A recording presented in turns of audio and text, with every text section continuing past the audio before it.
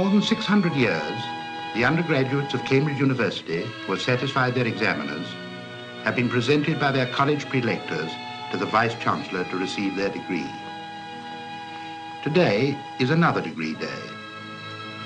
In the Senate House, as the candidates for a degree kneel before the Vice-Chancellor, they will hear the same 600-year-old Latin formula, Auctoritate mihi commissa, admitto te ad gradum baccalaureae in artibus, in nomine Patris, et Filii, et Spiritus Sancti.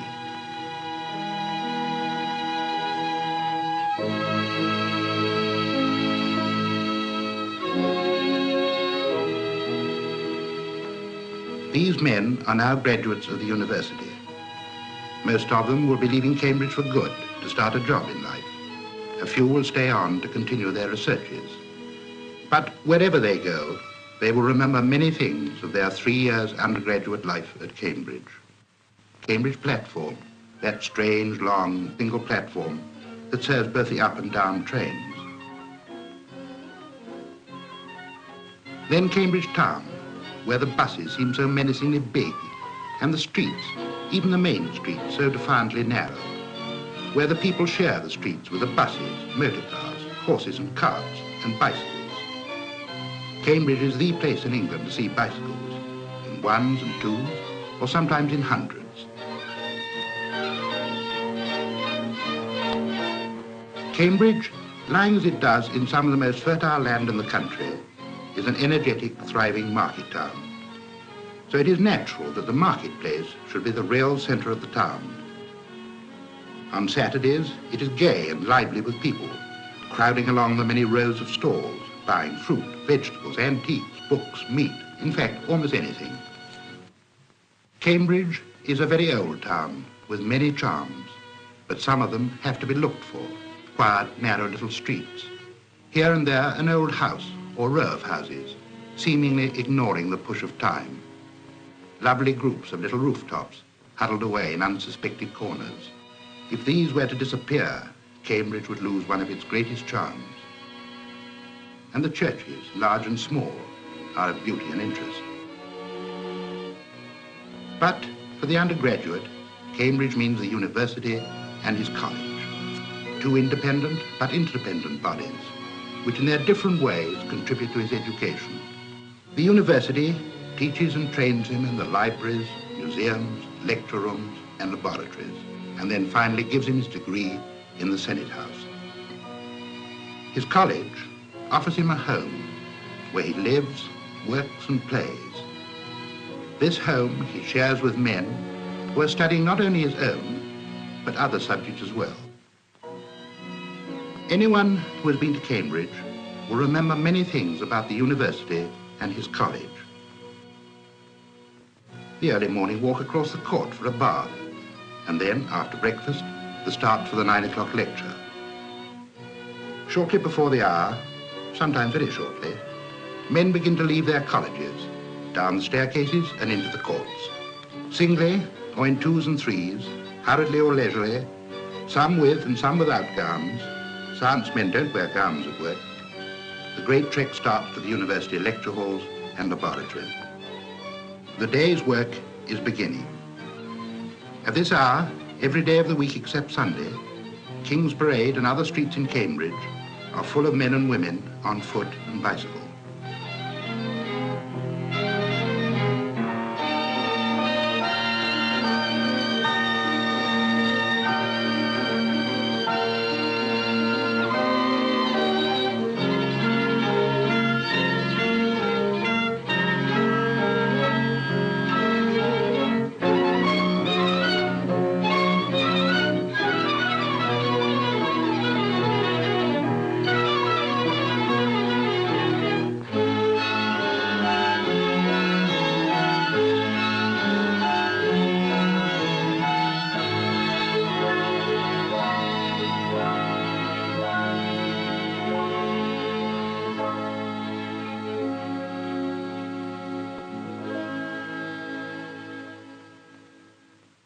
You only have to look round the many lecture rooms to realize the opportunities men and women have in Cambridge of learning their subjects.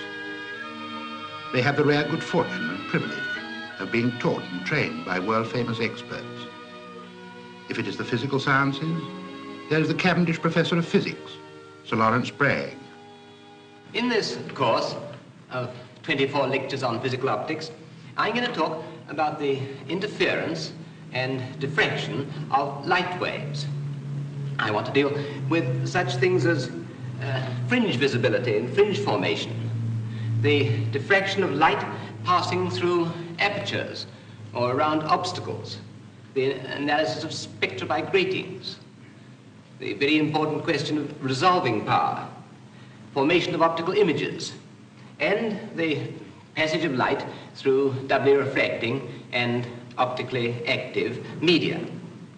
The test of the success of any course is not so much what you people are able to repeat in an examination that you take at the end of the course, but what you're going to remember 10 years from now. Or there is Professor G.M. Trevelyan, the historian and master of Trinity.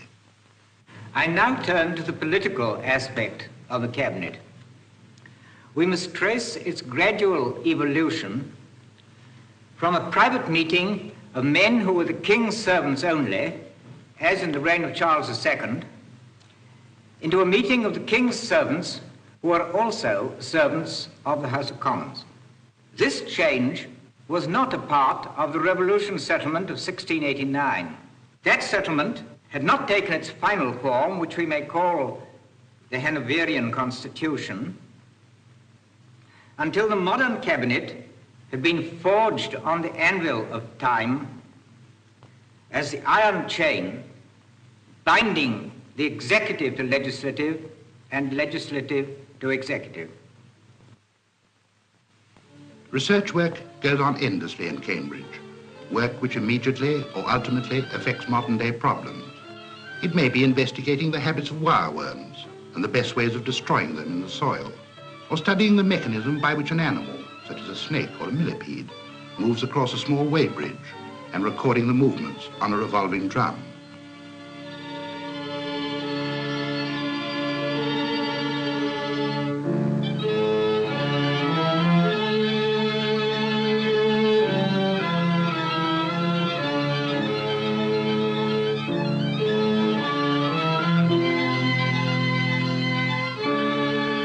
Research is traditional in Cambridge.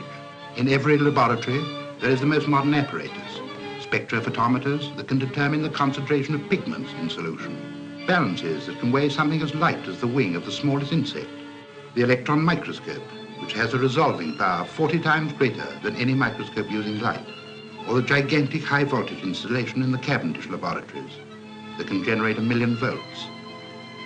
These are some of the scientific instruments which are almost terrifying in their powers of penetration and detection.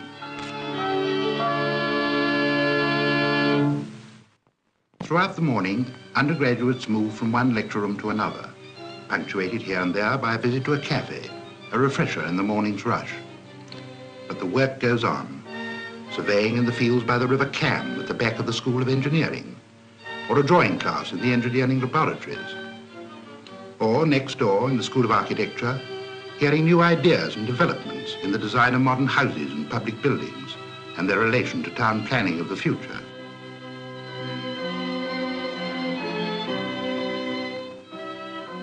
Not far away are groups of laboratories with plenty of opportunities for the student as well as the research worker.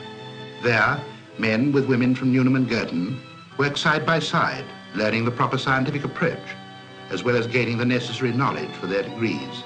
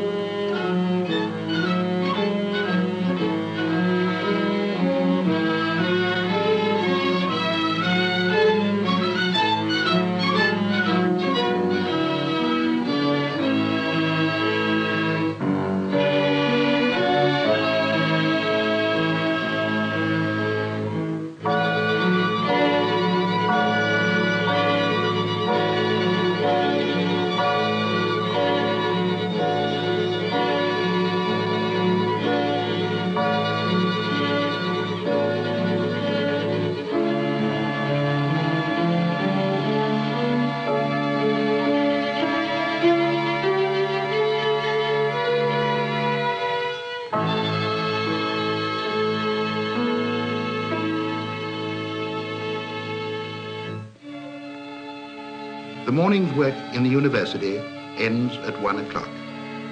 By then, the lecture rooms, the museums, and libraries are empty. The undergraduate leaves the university and returns to his college. In a way, he exchanges one life for another life no less important. He exchanges the bustle of the university buildings for the peace of the college cloisters and the quiet beauty of the college courts. It would be impossible for a man ever to forget the stillness of the second court of St. John's, with its buildings of dull, plum-coloured bricks, or the immense great court of Trinity, where Isaac Newton and Lord Byron lived and worked. The smaller courts of the smaller colleges, too, have their own particular charm and beauty. He will remember the many famous buildings in his own and other colleges, the Pepys Library at Magdalen, the Fellows Building at Christ's, the timbered President's Lodge at Queen's, the Wren Library at Trinity, and the great lawn at King's with the Renaissance Clare, the Gothic Chapel, and the classical Gibbs Building.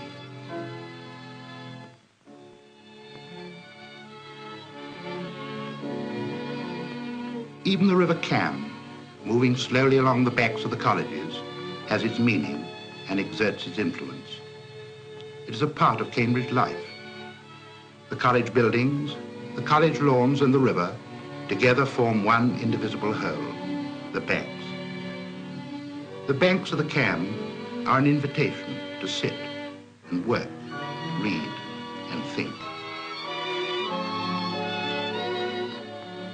It is in this atmosphere that an undergraduate lives his 3 years at Cambridge.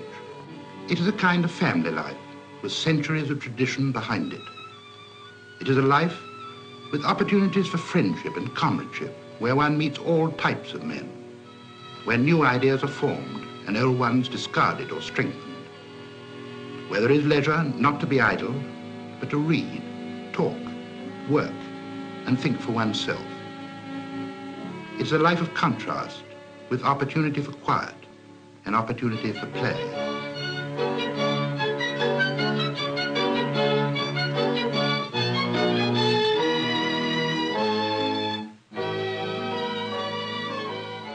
Discussion goes on endlessly in Cambridge. Cambridge life stimulates it. Everybody does it, dons and undergraduates alike. It is a common sight in summer to see two solitary figures pacing the great lawn at King's, two dons in deep discussion. There's also an easy informality between don and undergraduate when they meet by chance, as they often do, in the college courts. The war has played a big part in Cambridge life. Sir Will Spens, the master of Corpus Christi College, was appointed regional commissioner for East Anglia at the outbreak of war. Men coming to Cambridge, unless physically unfit, have to train for the Navy, Army, Air Force, and Home Guard. Every college has its own ARP services, manned by undergraduates, and they're very efficient.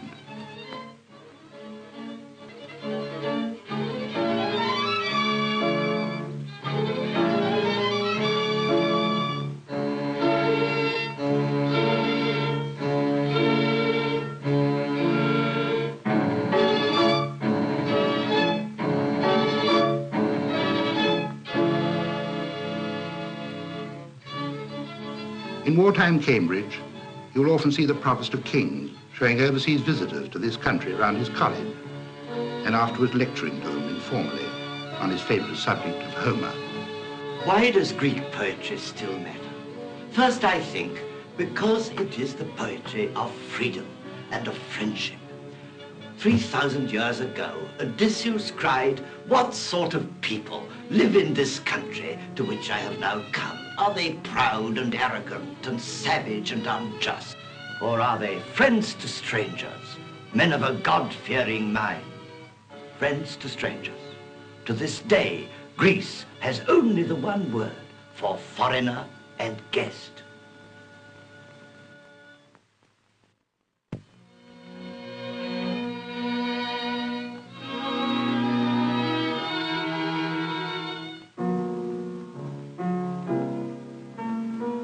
When evening comes, life in college is just as varied and just as interesting and important. It is a chance to finish some work in the quiet of one's own room before dinner in hall. Or an early evening visit to a tutor's room for a supervision, perhaps in modern languages.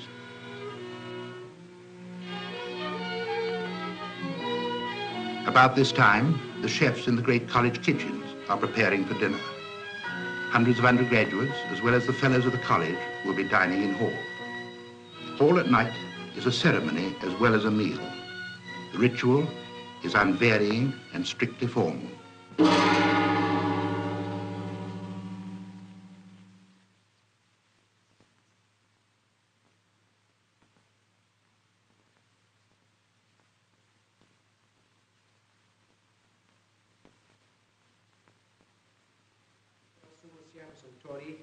Et concede ut illis salubrita te nutriti, tibi debitum obsequim praestare veliamus per Christum Dominum nostrum. Amen.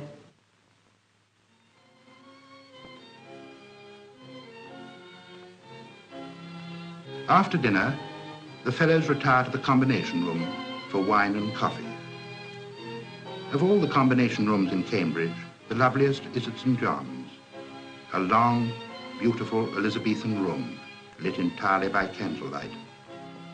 At Christ's, there's an interesting wine book recording the bets made between fellows of the college on various topics of the day.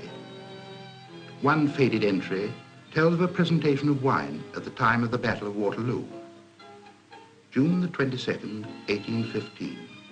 Mr. Gilpin presented 3 bottles of claret in the combination room in honor of the Duke of Wellington's victory over Buonaparte in person. Every college has many societies of its own, and it is common to find groups of undergraduates in their tutors' rooms at night, reading a play, listening to music, discussing politics, friendly, informal gatherings of men, willing and able to express their opinions on equal terms. Or there's the Amateur Dramatic Society. Its members do everything, from painting the scenery to acting the parts and producing the plays.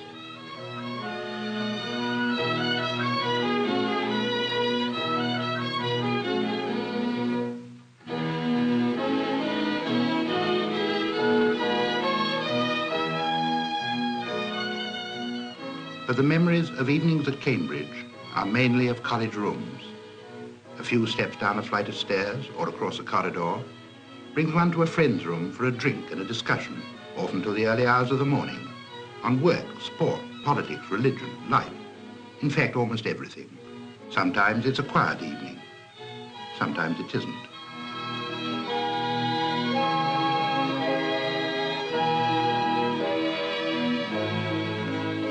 Life is more gentle at Newnham and Girton, but parties go on there just the same, with discussions on the same problems.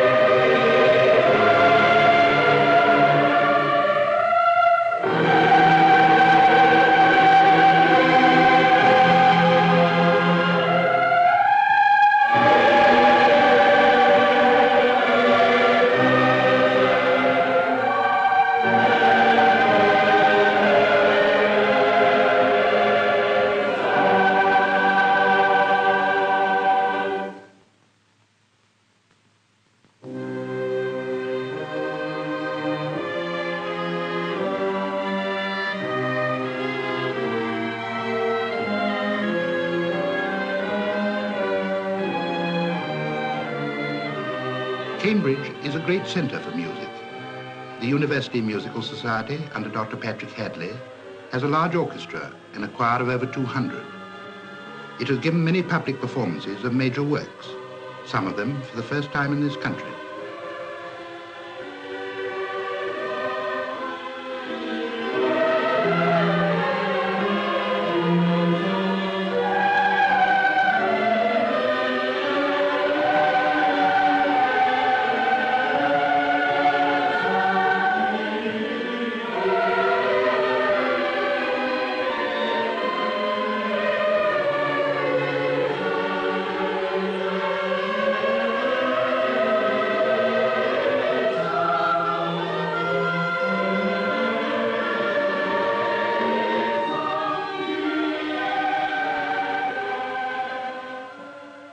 Cambridge has a long tradition behind it and can give an undergraduate the benefits of 800 years of experience. The university offers him a way to knowledge. The college offers him a way of life, something which is more intangible, often contradictory, always essentially English. It is a way of life where the formal and the informal harmonize, where men work for the future, but do not forget the past. It is a way of life which has given the world many of its greatest scientists, scholars, statesmen, and poets, and which made Isaac Newton an authority on the scriptures as well as the greatest mathematician of all time. Cambridge has seen many changes during its long history and will see many more. Some of the privileges will go, but one privilege will always remain, the privilege of being up at Cambridge. For Cambridge fits a man not only for the job in life, but for the job of life.